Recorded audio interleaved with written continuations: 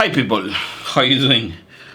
I got back from the gym and I have puffy eyes and trying to reduce the puffiness because I want to change my pictures in social media. I have a picture with I did it with continuous light, and I want to do something a bit better with strobe light.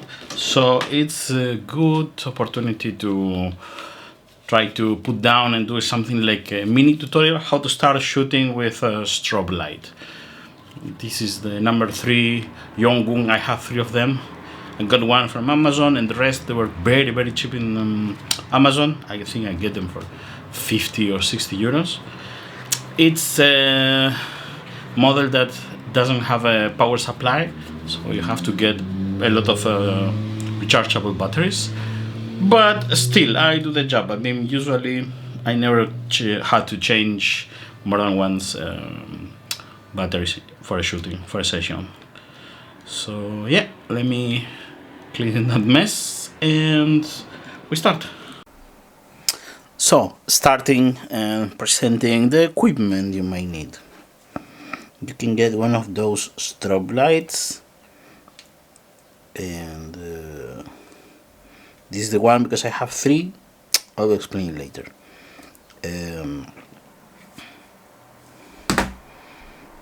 If you're gonna use just one, you can get one of these transmitter. You connect this into your hot shoe of the camera, and you can on off TX, and you can control with when you click to shut button in the camera is sending the signal to the strobe light and turns on. But you cannot have any control over the settings. You have to run and go and change the settings here in the strobe. Then if you want to have more than one and have control over the equipment or over the light, you need a better controller. I got this Yongnuo controller. It's completely manual, doesn't support ETL, it's not able to do automatically. You have to adjust everything by hand. And the trick with this controller is that you can easily control 3 groups of flashlight, of strobe lights. So what I do, that's why I put numbers. That's the reason I put numbers. So I know that the A is 1, B is the 2, and C is the 3. Yeah, I know. I should have done with the letter, but it's okay. From here you can just go and adjust the intensity of the light remotely from the controller that is attached to your camera.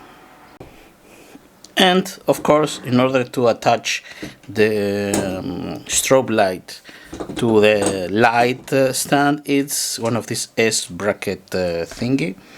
This is very good. You can remove this and put one of these expensive round cylindric strobe lights, more professional, but for the moment I cannot afford.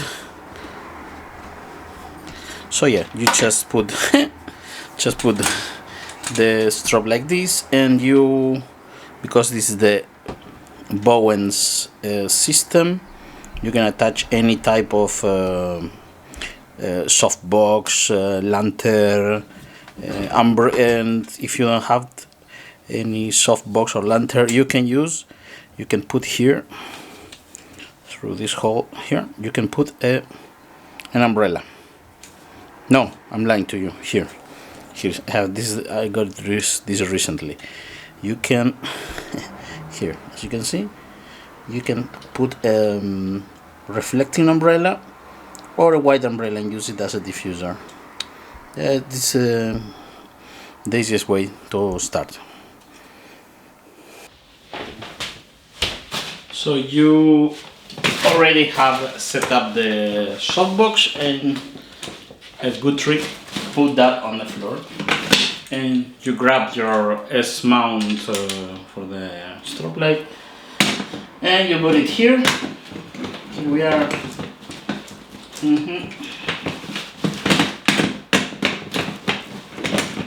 I got this from Temu, and I think the dimensions are not quite there, so it's a bit tricky. Don't buy cheap equipment. If you buy cheap, you buy twice. And then you just adjust it. Try to get a heavy duty lighting stand, because the cheap one, if you put something heavy, you can drop over the camera, destroy your equipment. So don't get cheap stands. You get ones, they are not much expensive than the cheap one and can last you forever. So you just put it that way. You screw this here, and we just introduce the strobe light inside the bracket, and we just did that way. Good trick. Try to leave the settings from underneath so you can adjust them. If something goes wrong with the controller, you can come here and do the adjustments. And you just connect the controller into, let me see if I can do it better. Oops.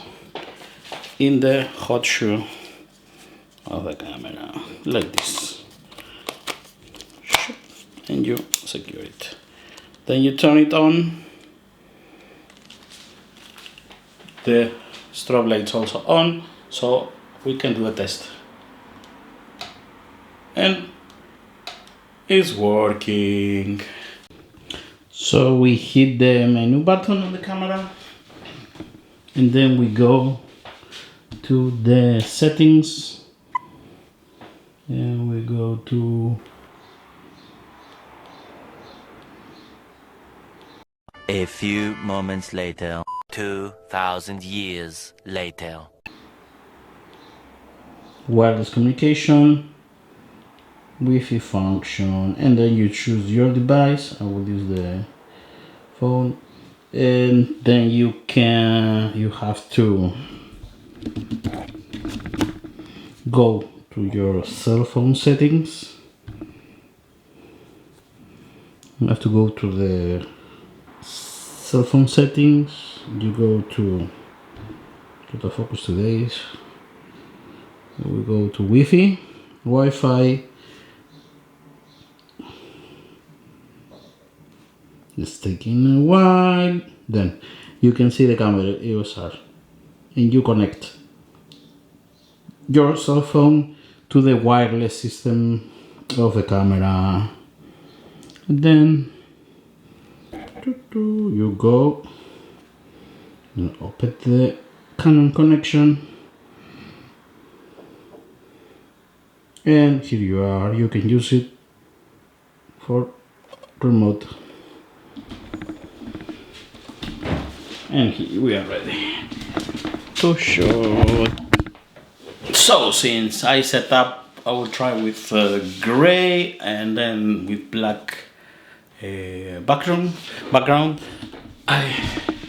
I put the softbox like in 45 degrees from above. It's giving you the most pleasant light if you use like 45 degrees like that. So what I'm gonna do is I'm gonna connect the camera with the cell phone app of Canon, and I will control it, remote control it from the cell phone.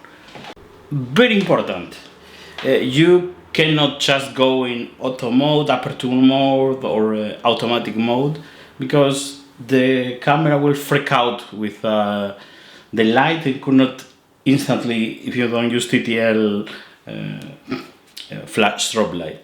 You have to adjust the settings as following: shutter speed 200, ISO 200, and will be good to use the aperture f8 and higher.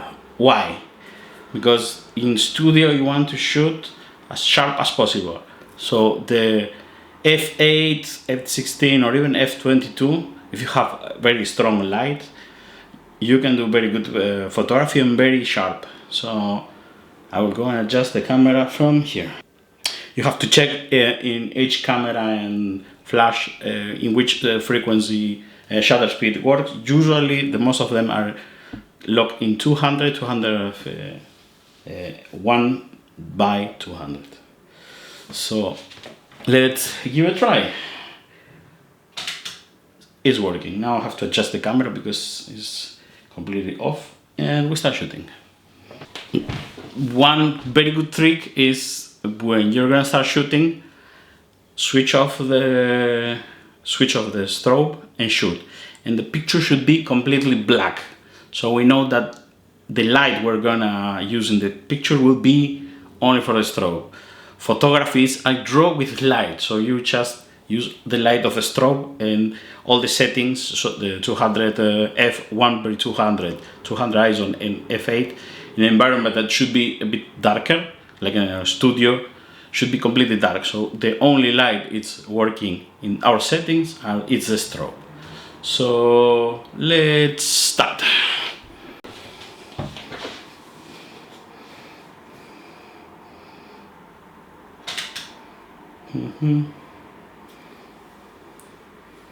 Fix your hair. I don't like it. Yeah, we'll make it a bit tight. I have to put it a bit higher.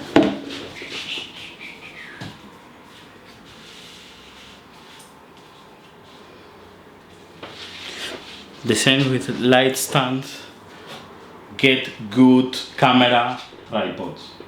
Cheap. You buy cheap, you buy twice, my grandma used to say. Okay, have a very good composition, but the picture is too dark. So what we do, I go to the controller settings and I increase the power of the strobe. So I go to select the third light, and it's 1 by 16. So I will make it 113. I think we'll try with 1/16. And let's see.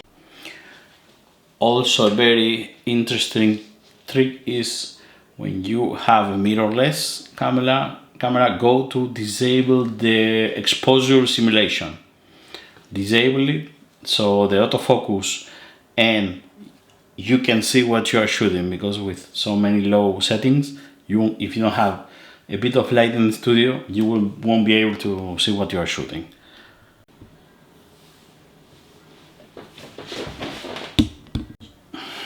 So let's use some props, a vintage camera.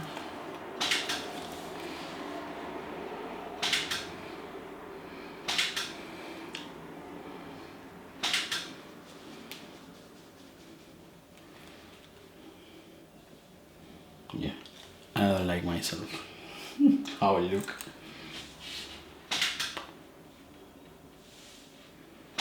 You can always use the trick of. And I shoot the last one without the flash. I switch off the transmitter just to see that how dark is the picture, completely black, when we don't use the flash. So all the light is coming with this setting from the strobe.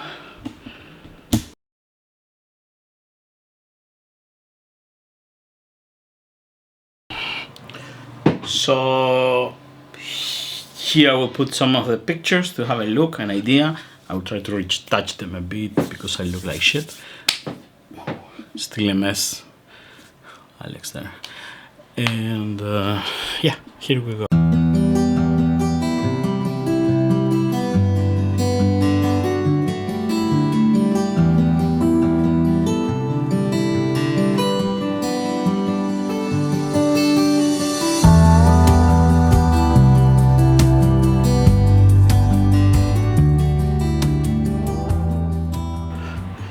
So I hope you like it. it's a very interesting experiment, and you will see that doesn't matter how sharp fast is the lens you're buying.